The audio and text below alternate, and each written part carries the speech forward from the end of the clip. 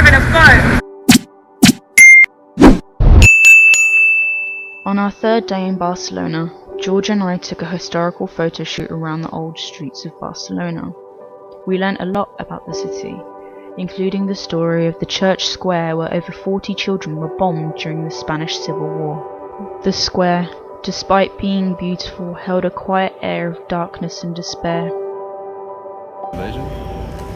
When the Muslim invasion comes naturally over the peninsula, starts from the south. The tree that stood centre, to me, was Mother Nature's attempt to return tranquility and beauty to a location deeply marked by pain of several dozen children caught in a war that did not belong to them.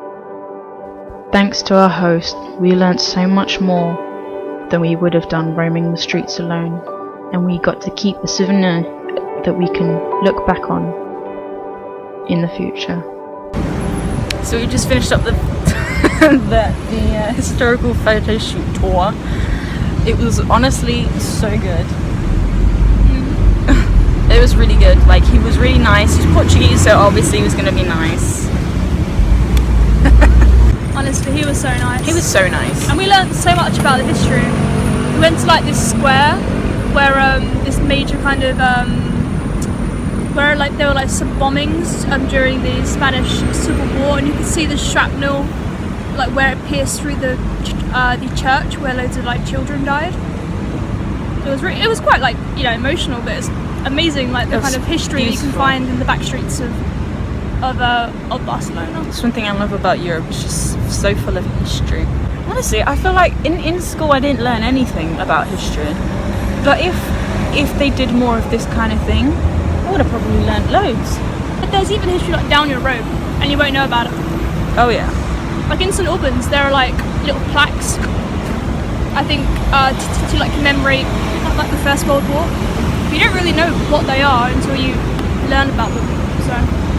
Yep. Yeah. So, thank you to Joan for the tour, and we are now about to enjoy some delicious salad. It's good. Yay! Is it good?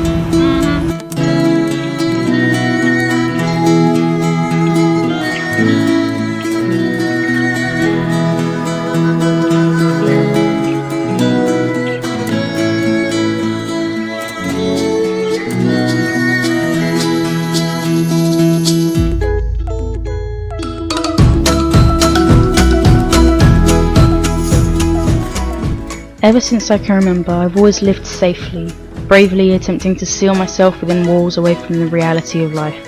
Sometimes these walls were built by me, sometimes they were forced down on me by others.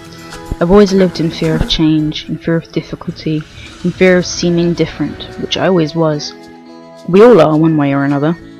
When my walls crumbled due to the earthquake that was life, it shook my foundations, but thanks to my parents, my foundations were built strong. I now stand somewhere between my home and my destination, that being the place outside of my comfort zone, and my bucket list is helping me to get there.